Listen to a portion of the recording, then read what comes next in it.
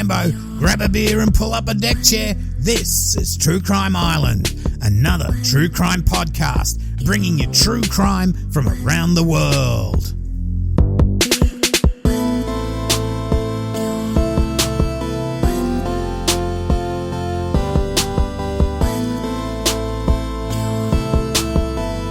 Hi Islanders, well I hope you're all fine tonight.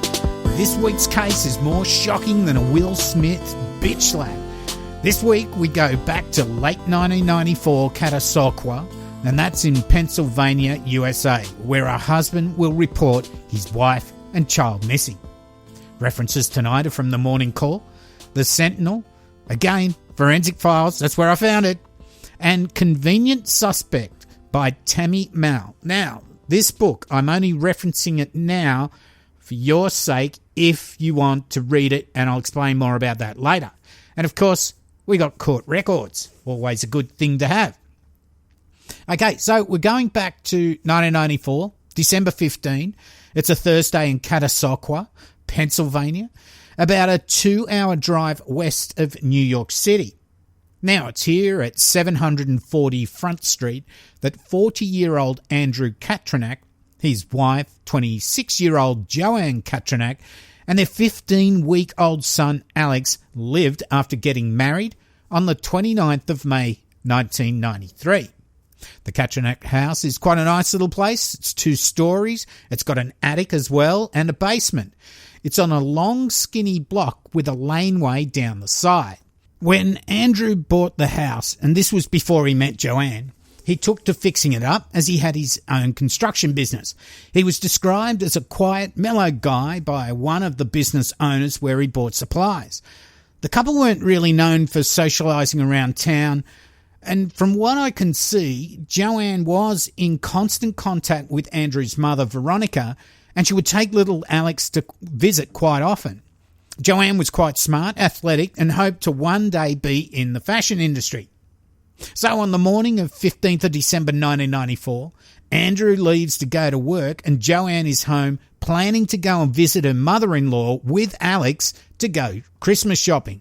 At 12:30 p.m, Joanne goes out to her Toyota Corolla, which is parked at the back of the house. It's a long skinny block up the laneway there, and then she goes back inside. At 1:15 p.m, Joanne calls Veronica Katranak to organise going to her place in Salisbury Township with Alex, and they're all going to do their Christmas shopping. Now, this is only 15-20-minute drive south of the home. When Joanne hadn't arrived by 3 p.m, Veronica called the house, but no one picked up. And strangely, the answering machine didn't operate either. Now, I don't think I have to explain what an answering machine is, because then I'd probably have to explain what a cassette tape was. How time goes by. Anyway, Veronica, after not being able to contact Joanne, calls Andrew, and he has no idea and really isn't overly worried as yet. When Andrew does get home from work, he notices the phone isn't working and checks the whole house.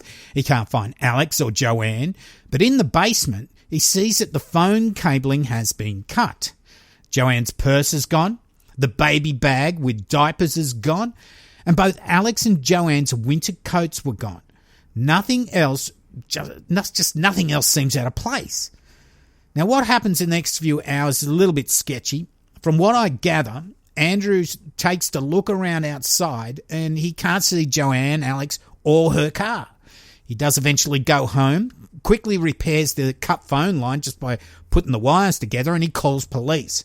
The next day, Joanne's father finds her car in the car park just down the street a bit.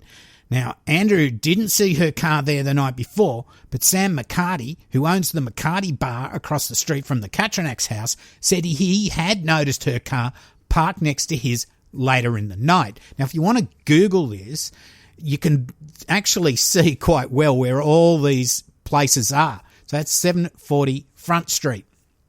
When police are called about the car being found, they come to the Katranak house. They notice that the lock to the basement door has been broken. Now, this is suggesting a forced entry. When they ask Andrew to go and collect Joanne's car from the car park just down the road, he refuses, telling them that if there has been foul play, that the car might contain valuable evidence. Geez, these cops. God. Anyway, it does get forensically examined, and several long blonde hairs are found on the back of the driver's headrest, and the keys are on the floor. Now, these hairs had blood on them, and Joanne's hair is dark brown, but the blood on these blonde hairs would end up being Joanne's. As it's always the case, Andrew is the first potential suspect, but he is cleared early on as he was at work that day.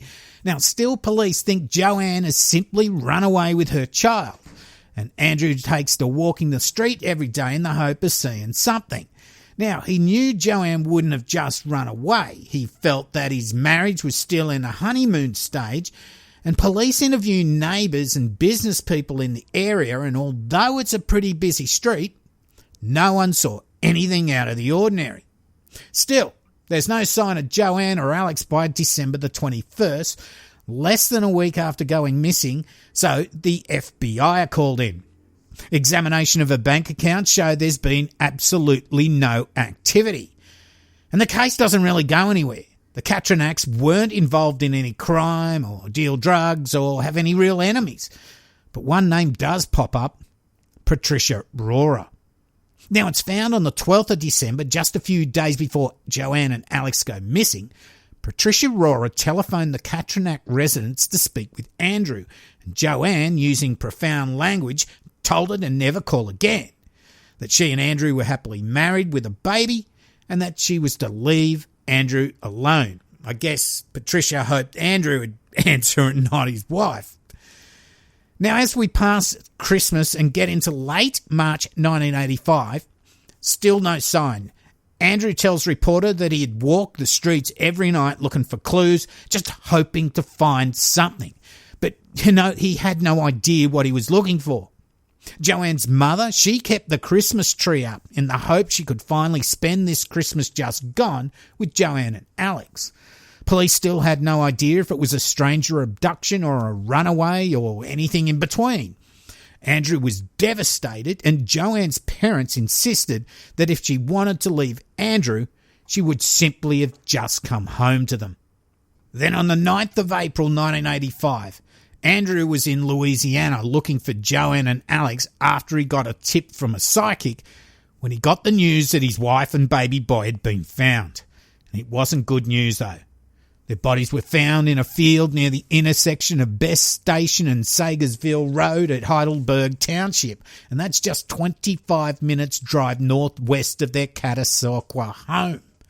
The Christmas tree in Joanne's parents' home was finally taken down, except for an ornament Joanne had made that was now hanging in the living room picture window. Geez, he must have been desperate, just going around from tips from psychics, and then he gets this sort of news. How sad. Joanne was found on her back with her top pulled up slightly and her jeans open. On her chest was baby Alex. Next to them was the baby bag, and Alex's favourite rattle was found nearby. An autopsy would find Joanne had been shot in the face once with a .22 caliber round, but had sustained 19 blows to her head. The cause of death of Alex was unable to be determined, and it was thought he may have died from exposure. There was no evidence of sexual assault. Joanne still had her jewellery on, her watch, and she had 2 $100 bills in her coat pocket. So there was no robbery or sexual motive in her killing. Police were on their hands and knees looking for evidence, and they used metal detectors, but they failed to find any casings or bullets. It was unknown whether a rifle or pistol was used. Forensics would find several long blonde hairs on this baby bag, and these would be similar to those that were found in Joanne's car. A cigarette butt was also found at the scene. So, police interview this Patricia Rorrer character.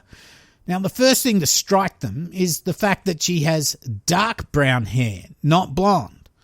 Patricia tells police at the time of Joanne's disappearance she was in North Carolina, that's 500 miles or 800 k's away, and had visited a local club, the Cowboy Nightlife. She also told them that she was buying horse feed that day, and she also denied having a .22 caliber gun, and denied calling the Katranak's phone on the night of December 12. Rorrer also told them she didn't know the area where the bodies were found. She told them that night she was getting square dance lessons as well and named the instructor as William Jarrett. She also refused to give police hair samples. Okay, so they can't hold her or do anything, but they had plenty of work to do to check out Patricia's story.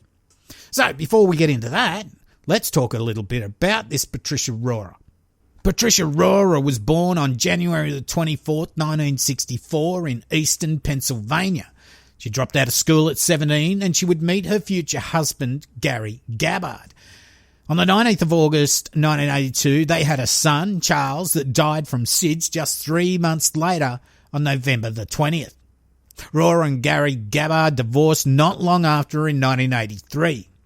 Now Gary, he would mention later, and I'm going to paraphrase this a bit, Patricia ran with a bad crowd and didn't care much for the baby, but if he tried to get close to him, she would take him away. But she was happy to let her mother be with the baby. When Charles died, Gary said she seemed more upset when one of her dogs died than when her son died. Gary also said that he'd tried hard to block that part out of his life. Gary. Patricia then moved to Pennsylvania. She met Andrew Katranak at Lehigh Restaurant, and not long after, he moved into her place close by. She had a shitty work record with one real estate agency she worked for, letting her go because her work was not up to company standards, right? I think that's a very diplomatic answer too. She worked selling cars at Baylor's Oldsmobile in Reading, but didn't sell many cars and just failed to turn up to work anymore after 2 months. In 1986, Andrew and Patricia share a place in Salisbury, but they break up in 1989. Now, Andrew ends up buying that place at 740 Front Street, and he lets her stay in there for a few days in 1991 after she alleges that she was beaten up by her boyfriend. And Andrew had yet to meet Joanne at this stage. So, Patricia's place, she defaults on the mortgage, moves to North Carolina and gets a new man called Brian Ward, and they have a baby named Nicole. Patricia did like horses and participated in horse events. Horse events, is that the word?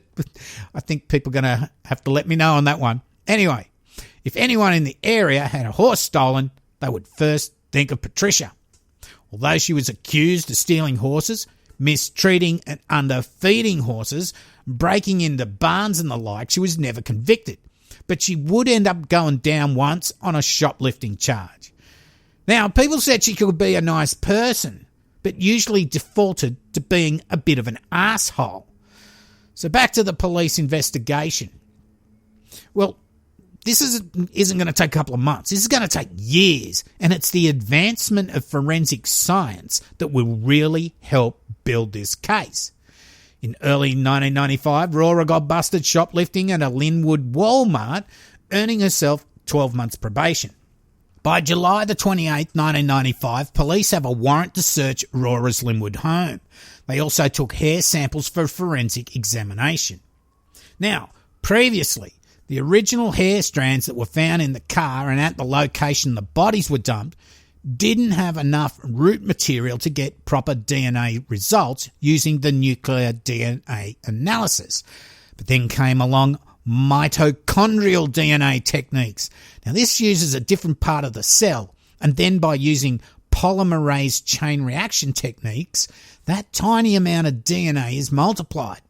Now probably everyone's had a PCR test now for COVID. It's basically the same thing. They stick that probe up your nose and twirl it around a bit, get a little bit of COVID on the end, and then multiply it and analyse it. Now, please let me know if I'm right or wrong on this, but I'm not a biologist. And pretty much the hair with Joanne or Alex's blood on it, found on Joanne's headrest in her car, was a match for Rorrer. And it was the same with the hair found in the baby bag in the woods. The cigarette butt they found, well, DNA analysis showed it to be a match for Rorrer as well. Now, you all know that when I say match, you know I mean pretty much so close to a match that it probably isn't anyone else. Also, they found a photo of Rorrer taken around the time that Joanne and Alex disappeared. And guess what? She'd coloured her hair blonde, the same colour as the hair in the car and on the baby basket. Now, police theorised that the one gunshot to the face and then the 19 blows to the head to kill Joanne was not only a crime of passion, or maybe it would be described better as extreme jealousy and rage, but the one shot suggested the gun jammed. Now, Rorrer told police that she had no firearms, but a friend of hers would tell police that she had a small pistol. And guess what? After one shot, it would jam. That's circumstantial, but it's very interesting. Now, looking at her phone records, these showed that Rorrer would often ring long distance, like every day, multiple times a day, and there was at least one call to her house to the Katranak's house before the 12th of December 94. But then there's this 4 or 5 day gap in these long distance calls, and that's between the 12th and the 16th of December. Now, this also suggests that she wasn't at home in North Carolina in the days around Joanne and Alex going missing. Now, she reckons she was at the Cowboy Nightlife Club at Asheville, North Carolina, but their sign-in book, which everyone has to sign to get into the place, has no record of her being there. When she told police that she'd never been to the area where the bodies were found, well, that turned out to be a lie. She worked there, just not far from there, and the area was popular with horse riders. Is that the right word again? Horse riders. I'm really not familiar with horse terms. I don't know, maybe jockey? Anyway, William Jarrett, the square dance instructor that Rorrer said was giving her lessons on the night or afternoon or wherever Joanne went missing, well, Rorrer called him and asked him to tell police she was with him that night or they were going to fry her. He was thinking, what? Who would say that they're going to fry her? And this was secretly recorded. Sandra Ireland, Rorer's half-sister, she told police their mother, Patricia Chambers, appeared unexpectedly at their home shortly after the victims' bodies were found. Now, Rorer's mother showed them a small handgun, said that she didn't want police to find it, and asked the Irelands to keep it. Now, they just went, no fucking way. They declined to aid Rorer's mother in hiding the gun from police. So, that's a lot of shit pointing to one person as the perpetrator. Anyway, on 6 a.m., June 24th, 1997, police arrested Patricia Rorrer at her Linwood, North Carolina home. Rorrer cried and apologised to her 18-month-old baby Nicole. Now, she said, "I'm sorry for doing this to you." And she told the arresting officers that she would never see little Nicole again. She then went on to say, "If I knew I was going to get caught, I never would have brought you into this world." Now, Patricia Rorrer would be charged with 2 counts of first-degree murder and kidnapping. She knocked back a plea deal to take the death penalty off the table, and when she declined, she said, "How could I explain to my daughter years later that I took a plea for something I didn't do?" So, the prosecutors would allege in the trial that Patricia, after having a relationship with Andrew Katranak, and she had that for several years, kept in contact with him, even staying with him for a few days after she told Andrew she had been abused by a boyfriend. But then Andrew found a new girlfriend, made her his wife, and they had a child together. But Patricia still kept calling the house, which started to piss Joanne off, resulting one night in an explicative-filled heated exchange on the phone where Joanne told her to stop calling, that Andrew and her were happily married with a child, and to leave them alone, and then she hung up. This pissed Patricia off and she stalked their residence for a few days. Now, she'd already knew the layout of the house from staying there previously, so that was a big help for her. Then around midday on the 15th of December 1994, Patricia forced her way into the basement area and she overheard Joanne talking to her mother-in-law about going to meet for Christmas shopping. When Joanne hung up the phone, Patricia cut the phone lines to prevent any further calls. As Joanne left out the back of the house to where her Corolla was parked with Alex and the baby bag, Patricia ambushed her at gunpoint and made her get in the car.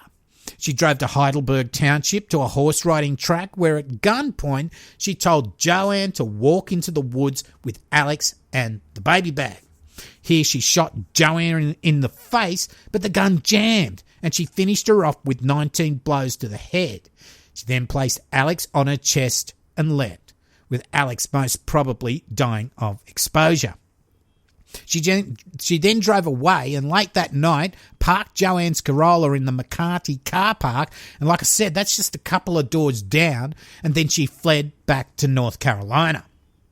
So, it's quite a circumstantial case. But the hair that was left behind, some with Joanne's or Alex's blood on it, I don't think they worked out exactly whose it was, put her at the scene at the time of the disappearance. And we've gone through all that other evidence already. On the 9th of March 1998, Patricia Rorrer was found guilty on both counts of first-degree murder and kidnapping. The jury spared her the death penalty, but gave her 2 life sentences plus 10 to 20 years for the kidnapping. Now, this isn't done and dusted. Even now, there are calls for Patricia to be released. Now, this is where that book I mentioned at the start, The Convenient Suspect by Tammy Mal. Now, usually I buy a lot of books to do research and let you know about them as well, so you can deep dive. But I read a lot about this book from a lot of people who did reviews, and I decided not to buy it. Now, it looks like a real one-sided account from Patricia, and it tries to bring into doubt a lot of the evidence, especially the hairs that were found and the analysis done on them. Now, Rorrer, she claims that the hair taken by police after they got the warrant was substituted and tested as if they were the hairs found at the crime scenes. Really, Patricia? Now, there is a Facebook page as well that goes on and on and on about it, how she should be released, called Free Patricia Rorrer, if you want to check that out. There's always going to be people on one side, always going to be people on the other side. Anyway, all Patricia Rorer's appeals have failed. Still, as I said, she protests her innocence. She has nothing to lose there, of course, and she has some sort of following, like I said, on Facebook and all that thinks she's innocent. But the Innocence Project refused to take her case. So that says something. Me? I reckon she's guilty of sin. To kill a young mother and a baby after stalking them for days is pure evil. All Joanne did was to tell her to fuck off and leave her family alone. But even after days to get over being told to go fuck yourself, Patricia didn't calm down and get over it. Kidnapping and murdering 2 people like that is just disgusting. Now, I'll read out a little bit I found in the Morning Call newspaper in the letters to the editor. It's headed, Rorrer late in discovering God. To the editor, I am Joanne Katranak's brother and Alex Katranak's uncle. I want to thank the Pennsylvania State Police, specifically Officers Theodore Koth, Robert Egan, Joseph Vasquez, and Joseph Kosovar. I also want to thank Detective Tony Robinson from North Carolina for his part as well. Lastly, I want to thank Assistant District Attorney Michael McIntyre for putting together an unbelievable amount of evidence that ended in the conviction of Patricia Rorrer. I was not able to make the trip to Allentown from Western Pennsylvania on March the 30th, but let me say, many killers are able to block their crimes from their minds, and I believe that Patricia Rorrer is doing just that. While it's true that she killed Joanne and Alex, it's also true that she's indirectly responsible for the death of my father, David O'Connor. She will not be killing any more of members of my family, directly or indirectly. Patricia Rorrer has been quoted lately as saying she's found God. I hope she has, because we're all going to die someday and we'll have to stand in front of God. Patricia should have found God before she beat Joanne 19 times and shot her in the face, then left Alex to die in the cold. And that was from Michael J. O'Connor, Allegheny County. Now, just another one of these cases that baffles the mind. Did she really think, by killing Joanne and baby Alex that she would possibly able to get back with Andrew? She even had a young child herself. She should have been looking after her rather than chasing an old flame that was now married with his own kid. She had days to get over this. And I guess this is domestic violence or domestic violence, and we hear about it every day all over the world. We've had some awful cases in Australia recently, and one is before the coroner now. I don't have an answer to it. Even if you get out of a violent domestic relationship, you can still get stalked and abused, or your new partner can. These people are fucked in the head, but usually very little that can be effectively done to stop these people. Well, that's another case done and dusted. Alright, I'd like to thank my patrons past, present and future for keeping the island lights on. Kurt Pirich, I'm sure that's how you say your name. Neil Buchanan, Yorkie and Lisa V, thank you so much. If you'd like to throw $1 my way, please check out patreon.com/True Crime Island. If you just want to shout me a beer, which I've got a beer next to me right now, I haven't had any sips or I burp, donate to paypal.me/True Crime Island. A free beer's always nice after dumpster diving into these cases. But can I just ask that maybe you take the time to share the podcast with your friends or even in groups, Facebook, whatever. The Island is one of the few truly independent true crime podcasts out there and commercial free. Best of all, it's free to do that. Help me out. Go to my website, truecrimeisland.com, where you can stream each episode if you want. You don't have to use Apple or anything like that. You go straight there and get it. And it links to merch, social media, all that bullshit as well. Well, that's about it. I've been your host, Cambo. You've been listening to True Crime Island. As I always say, don't forget to delete your browser history. Good night. Boom fuckalunga.